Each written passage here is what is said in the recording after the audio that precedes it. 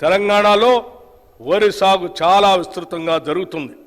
పండిన పంటకు సరైన ధర రాక, పెట్టుబడి కూడా దక్కక రైతులు తీవ్రంగా నష్టపోతున్నారు. రాష్ట్రంలో సన్న రకం వరి ధాన్యాల సాగును ప్రోత్సహించడానికి ప్రభుత్వం 33 రకాల వరి ధాన్యాలను గుర్తించి వాటిని పండించిన రైతుకు క్వింటాలకు 500 రూపాయల బోనస్ చెల్లించాలని నిర్ణయించాం.